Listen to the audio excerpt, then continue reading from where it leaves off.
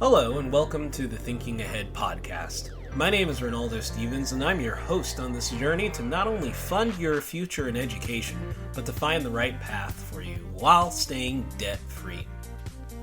Last episode, we continued with the topic, Is College Right for Me?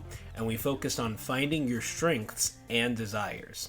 I made mention of the 4 quadrants of skills versus desires, and I gave the homework of interviewing someone in the field you're interested in. Since then, I had done some thinking, and I realized I probably have some introverts listening in where talking to people may literally frighten them if they don't have an example to go off of. There may also be adults or students that literally don't know where to begin. So, in this episode, I'm going to begin with some discussions on where and how to find connections, and then I'm going to end with a phone interview with a professional where I ask some example questions to find out more about their educational and career path, along with any other advice that they may have. Let's begin with the simple question of networking and finding professionals. Networking is a word that scares many people. In-person networking frightened me for quite a while. Go to a networking event? What do I do? What do I say? Do I grab a drink and walk around like the Great Gatsby, calling people old sport? In seriousness, I was worried that I would have to aggressively sell myself. Then I would feel guilty for being overzealous or overselling myself. And then I would feel a counter guilt for underselling myself, which just led to a night of high anxiety. It was only later that I discovered the key to networking, and that is this. Just get to know somebody. Their name, their work, their favorite movie, whatever opens up the conversation. The art of networking is very similar to the art of small talk. It's like going to a family reunion. You feel like you should know these people, so you ask small questions. Or you can ask other people questions about the people you want to reach. And these can be boring, run-of-the-mill questions, or preferably, they can be questions about things you are interested in, so that way you can get feelers on what they like, and you can try to find something to connect over. Now, let's say you don't want to go to a networking event or can't go to a networking event for whatever reason. The beautiful thing is that you already do have a network, but you don't call it such. You call them friends, family, and coworkers. Now, all of those friends, family, and coworkers have friends and family and coworkers. That is what we call your expanded network. And most, or if not all, of these people have knowledge or information that they are willing to trade with you and give you if you just ask. For students currently in high school or college, ask your parents if they know somebody in the field that you're interested in. If you go to a community center, church, or synagogue, they may also be able to connect you with someone. But you have to ask.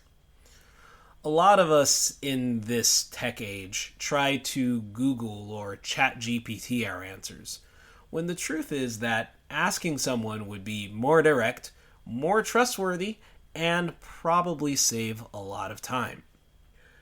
If you have exhausted your known network, you can try using a social network to reach out to people in a field. LinkedIn is the best way to do this, as it is a professional networking tool where people expect to hear from others regarding work-related inquiries. Parents, if you are reaching out on behalf of your student, be sure to include that in your introduction message. LinkedIn allows you to send a short message when you connect with somebody if you're on the free version, and if you have a paid LinkedIn membership, you can send full messages without first connecting. But it's important that you lay down the reason for your wanting to hear from this person. So just saying you want to connect is often not the quickest way to connect with people, especially if they are on a limited contact basis or if they have a high profile. where they have so many people reaching out to them. If you need more advice on how to network or to ease your worries about networking, I recommend reading the article from the Harvard Business Review, A Beginner's Guide to Networking. I'll include it in the show notes. Now, once you've connected and found a profession in the field you're interested in, you need to ask the right questions. And the questions I'll be asking in my interview are as follows. And you can find these in the show notes as well. Did you go to college to get a degree for this specific job? And if you did, what was your major? What led you to apply for this job, or were you promoted to it from within? What skill sets do you find most useful for this job? What educational route do you think would best prepare one for this job? What did you find most surprising about this job? What does this job support? Does this job support the lifestyle you want? What advice do you have for someone trying to get in this job or career? And a few others, of course, that you can think of along the way. Some good ones may be, how did you pay for college? Did your parents help you in any way paying or finding a major or college, and things like that. Now, without further ado, let's move on to the interview with our professional. All right. So, again, thank you for joining us. And if we could start with your name and what your current job is, your position, title, and a little bit about what you do. Yeah, so my name is Leroy Richards. I am currently a software engineer for a company called Aerodyne Industries. And this company, the particular role that it's doing right now, we are a contractor to NASA. I am a software engineer working on software for NASA's Artemis program, where NASA is trying to get people back to the moon. They're in the process of getting everything ready for Artemis 2 right now. They have most of the rocket together. They're finalizing some things there. My team's role, and my role in particular, is writing and taking care of the software for the launch control system. And essentially, the job of that software is to make sure that everything going on with the rocket, the launch pad, all of the ground equipment and everything related to it is good to go for launch. So I have been doing that job for 7 years now. It's the closest thing to a dream job that I've had at this point in my life because I'm really interested in space and really interested in software and computers. So it's been a great job for me. I've enjoyed pretty much all of it. But yeah, that's what I do.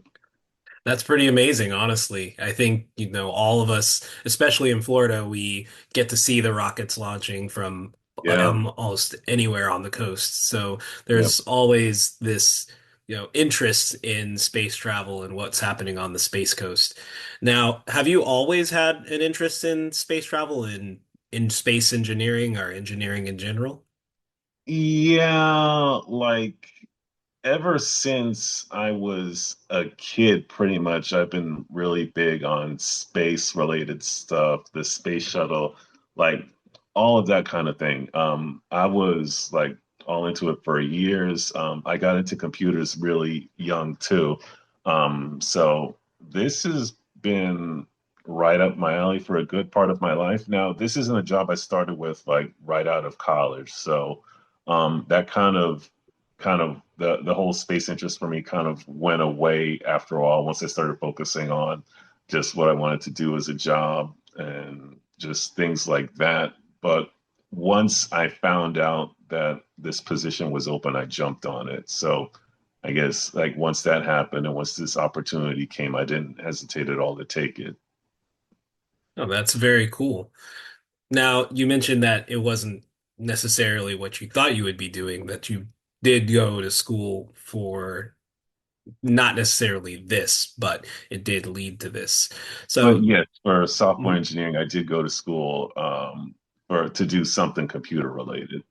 And when you were going through school, let's talk a little bit about your colleging. So, I know you went to my alma mater, University of Central Florida. Yep. And when you first enrolled, did you have a specific degree in mind? I actually did. I figured out at least generally what I wanted to do for a living and what I wanted to go to college for. I think it was about like halfway through high school when I decided that I wanted to do a career in either electronics or computers. Now, the specifics of which I wasn't really sure of at the time, but I know that when I went to college, I wanted to do something with either electronics or computers or programming or something along those lines. So UCF actually wasn't my first choice. There were a couple of other schools that I applied to that had like different majors that were related to stuff that I wanted to do. But UCF at the time, and I'm sure it still does now, has a great reputation for being an engineering school. And they actually had the major, the one that they had sounded the most like what I wanted to do for a living. I ended up majoring in and getting a degree in computer engineering. And with that, it's pretty flexible. You could do a number of things with that. You could do like jobs related more so to like lower level computer hardware, more so electronics and stuff like that. Or you could do something that's straight programming and straight software. That major, at least for me, allowed the flexibility to do pretty much whatever was along my interests or whatever I was feeling interested at the time, which helped for me because going into college, I didn't know exactly what I wanted to do as a job. So I felt that that major provided a good amount of flexibility for me to take the classes, see how things go, and let me know what I really wanted to do. So I graduated. I ended up going into software engineering. I've been in that field ever since, and I don't see that changing. So I felt like I made the right choice with my major and my college. Yeah, that's really amazing. I know a lot of people, whenever they're choosing a major, or even when they are in their major for the first couple of years, they're worried about being shoehorned, so to speak, and stuck with a very specific job. But Yeah. with your major, you're saying that you had the options in there. They gave you the options of not only these are the jobs that are possible, but they had different, I imagine they had different classes that you could focus on, like you said, the more hardware side of things or even Mhm. the more software side of things. Yeah, and that was really helpful. With the classes that I took, a lot of those classes and courses were shared between things like as close to hardware as electrical engineering or as close to software as computer science. I kind of feel like computer engineering is like almost exactly that middle ground in between those two fields. So it provided me a lot of flexibility in regards to what I really wanted to do. And if I wanted to change majors to electrical engineering, I it wouldn't have been that much of an issue for me to do. As far as changing it to computer science, I'm not really sure how that would have gone, but I don't imagine if had I done it early on, it wouldn't have been that big of a problem. So, with your job path, I know you said you've only been doing this job for 7 years, and before that, you were working another job, I imagine, another position that you Correct. probably grew into different positions at that previous job. Do you Yeah. mind explaining the promotion, I guess, that path that followed that you took to get from your entry level job Mhm. to the level that you have now? Were there certifications you had to do, or was it all internal learning that you did and you just learned on the job? How did you grow after college? For me, actually, almost all the things and almost all the ways that I leveled up and grew in my career was like entirely on the job experience. When I graduated from UCF, the first job that I got out of college was at Northrop Grumman, and I was a software engineer there. I was there for 12 years. That was the only other company I worked for before I came over to NASA. So I actually only have a bachelor's degree. I did consider going to grad school to get a master's degree. It didn't work out that way. However, with the experience that I have, I personally don't feel the need to do that at this time because everything that I've needed to know and needed to do outside of like the basic stuff in school, like basic programming, I learned all of that on the job. Like for UCF, I learned C, I learned C++, the basics of Java. But as far as programming languages went, that was it. As far as all the other stuff that I've used since then, it was either on the job or classes and training, informal training that I took, like not during job hours, but related to what I would be using on the job. So I would say essentially for me, the whole time it's been just straight up job experience. That's great. And with the on-the-job training, was there a lot of push from within to from your superiors to say, hey, you should look into learning this new language or this new coding style? Or was that a lot of yourself kind of like an intrinsically motivated, I want to do this, so let me learn how to do this? Well, for me, when I was being brought on to a team, when I asked them what languages they would be using, they would tell me we would for your job you would need to program in this, this, and that. So you're going to need to know that. So it's pretty much not just I wanted to, but I kind of had to do that if I was going to do the job or at least do a good job at it. So part of it was kind of having to do it, and the other part was just wanting to learn and to have as much experience and knowledge in it so I can actually like do a good job. So I'd say a little bit of both. Outside of programming, do you find what skill sets do you find useful for working at these? I would say they are larger, definitely more involved pipelines with these companies. What skill sets do you find that help you? Yeah, because there's a lot more to it than programming. There's obviously getting along with folks, working in a team. That's a big one. I don't know if there's a class on that, but I think that's just something that comes with experience and learning to function and work well with like different people. Another thing is just straight up problem solving skills, like just taking a problem, approaching it, and seeing like just how many different ways you can approach it and what resources that you can use to solve it.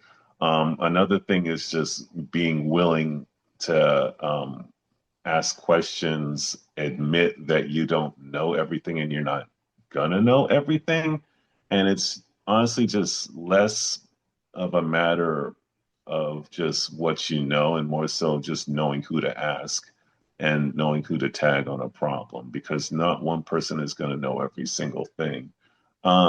But yeah, so for me personally, it's just outside of programming, like working well together with people, solving problems, thinking of just it's just about how you think about and how you approach problems as well as just using the resources and knowledge of other people in order to get stuff done in order to solve problems and issues that you may not expect to run into. Yeah, I think a lot of those soft skills, as we've come to call them, are Mm, definitely an important thing, and I don't think there is a class for it offered yet, but it is no, very important to, making your way through any workforce, whether it's, with a tech company or sales or anything like that. yeah. What did you find most surprising about your both your current job and your entry level job when you first got into the workforce from college? When I first got into the workforce from college, the biggest thing for me was the fact that all of the classes and things that I took in college, most of it I didn't even use. Most of the stuff that I used on my job, I learned on the job. And with school and classes in college, they only prepare you to have like the basic stuff. The stuff that you're really going to need to know, it's the stuff that you learn on the job. It's the stuff that you can't really learn in school anyways. It's like company specific stuff, like mission specific stuff, like in NASA, stuff they don't teach in school. So basically, I think the biggest thing for me that I wasn't really expecting when I came out of school was just how much of the stuff that you use is not things that you actually learned in school and are not going to learn in school. Yeah, I know a lot of people have kind of a rude awakening when they enter the Hmm. workforce because they take so many classes at so Hmm. many levels, and then when Hmm. they get to their first real job, it ends up being a software or a program that they've never heard of. Hmm. Hmm. So Or, it's or in my case, just like a programming language that I knew and took classes on, but being used in a way that I had no clue could be used that way or was never taught. This is how it's done. yeah, but you pulled through, and that's the Yeah, important thing. been doing this for 20 years, so yeah, that's a good thing. In hindsight, is there anything that you would either tell your college self or any classes that you would take in college to better prepare you for the path that you ended up on? I'm thinking about it, and not that I can think of as far as any additional classes to take, because thinking about what was available at UCF at the time and versus what I'm doing now and what they offered, I think I took everything that they had to offer, but that only helped me so much. I think if there was something that I could tell myself, like my earlier, like late college, early career self, would be to essentially know when to ask questions, know when to admit that you don't know something, and that it's not the worst thing in the world to not know something or not know everything. You don't have to figure everything out yourself unless it's a one person team, but that's never happened in my experience. There's always folks there that know more than you, that have been there longer, and that can help you along the path. So I would say for me, don't get stuck on something. Don't feel like you have to do it all by yourself. Ask for help. And the sooner you do it, the better. And I think that's great advice for any field. Again, Yeah. like that's good life advice, really. Mm. Now, Agreed.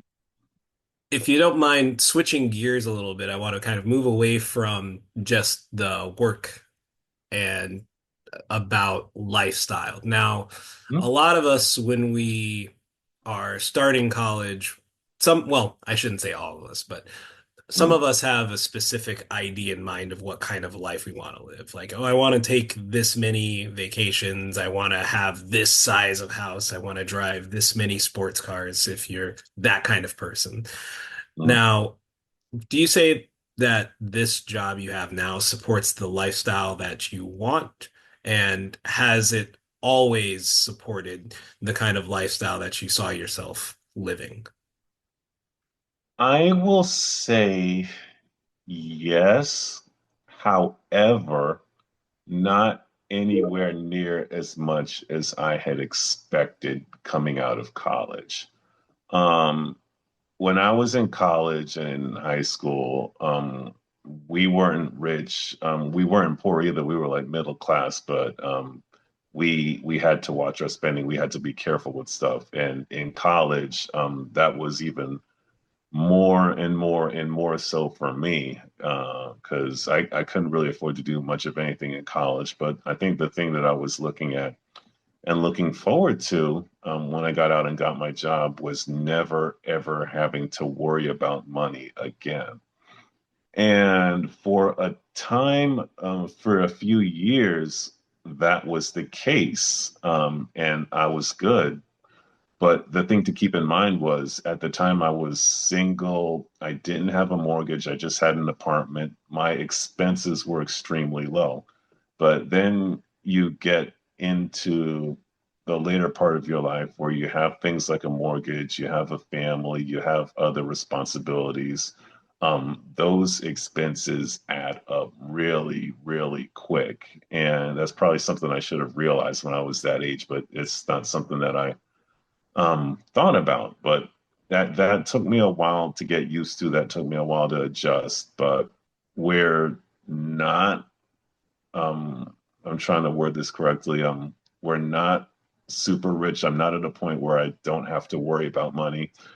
We do. We got to be careful. We got to watch our spending, but we're still okay though. So I think that was the biggest surprise for me versus when I was in high school or college, and now that I'm at this point in my life and I'm a full-on adult with a family. Yeah, I will say that the first paycheck you get in your quote unquote real job after college always Mhm. feels like more money than you know what to do with. Agreed. Agreed. Yeah. And like you said, your life grows, the responsibilities grow, and that paycheck kind Mhm. of dwindles off little by little. Mhm. But Yeah. it's good that you do have a comfortable life for you and your family, and Yep. you're able to hopefully enjoy the vacation times, enjoy the time with your family, and enjoy your work. Yeah. Yeah. So, coming to the end of the questions I have listed here, what advice would you have for someone trying to get into the field that you're in or the career that you're in? At this point, it's been some time since I've been the kid looking for a job out of college. So I know a lot has as a lot of things have changed between now and then. I think if I had to say something or if I had to give advice, it's just get as much experience as you can now, like with programming experience. Try to find a project on your own where you're like working on something where you're trying to solve something that really, for lack of a better term, stretches your limits. Something to get you into practice and something to just get you ready for the work field. Because I've seen some of the newer folks that coming in on my job fresh out of college, and the thing about them is when they're in, they're essentially ready to go. I mean, they're not going to know everything, but what they don't know, they don't hesitate to stop somebody to ask them essentially everything they know. They're asking questions. They're working through it. They're doing things on their own. So basically, somebody coming out of college, just do what you can on your own while you have the time to do it to be ready, and just come into your job. When you come into your job, don't hesitate to find somebody who knows more than you and ask them every single question that you have. Trust me, and my coworkers will say the same thing. You're not going to annoy us. You're not going to annoy them with asking questions because they've been there too and they understand. So once you come, as you're preparing to enter the job, just do what you can on your own. Keep your skills up, and once you're in, just ask, ask, ask. Yeah, ask questions, get information. It sounds like, again, Exactly. that's a recurring theme with your talk, and again, it's great advice. Yeah. Well, those are all the questions I have. If there's anything else you want to add on that you think would help anybody in the future. Oh, actually, I do have Hmm? one more question. Yeah. How did you end up paying for college? I should have asked this one earlier, but Yeah. I'm not sure how well that would work nowadays, but back when I was going into college, I didn't have to worry about living on campus. I lived with my parents and I commuted. However, I got scholarships and grants through the Florida Bright Futures program. So I didn't have to pay anything for tuition. I didn't have to pay anything for books, but I didn't have anything extra. Going into college, I didn't have a car. So with the remainder of the financial aid that I had, I could either get on campus housing or a car. I didn't have enough to do both, so I ended up buying a car and staying with my parents. So um, later on, I think like my last year or two, I had to take out like a student loan or two. But fortunately, at that point, it was just I still had the other grants and scholarships, so it was just to supplement that. So fortunately for me, I know not everybody can say that, but fortunately for me, I was able to pay that off after a few years and be okay. But that's how I was able to pay for school, pay for education. Very cool. Thank you for answering that kind of at the last minute. It's very important to think about how you're going to pay for college because I know a lot of people, they think that their job will pay for the loans instantaneously when they're done with that No, first year of payment. But no, that's not a guarantee. yeah, unfortunately. Yeah, agreed, agreed. All right. Thank you again for taking the time to answer these questions. I know it will help somebody out there, so I really do appreciate you taking the time answering Yeah, this. And glad that's the case. I wish you further success, not just in your field, but in all of your life. Thanks, you too, and it was great talking to you. A special thank you to Leroy Richards, software engineer extraordinaire, for allowing me to interview him today. I know his advice will help someone out there make a better decision for their future. That's all the time we have for today. I hope that you found today's episode and interview as educational and helpful as I did, not just for college advice, but life advice and getting along in our careers. Please reach out with any questions or comments at thinkingahead.buzzsprout.com. In the meantime, keep believing in yourself and keep thinking ahead.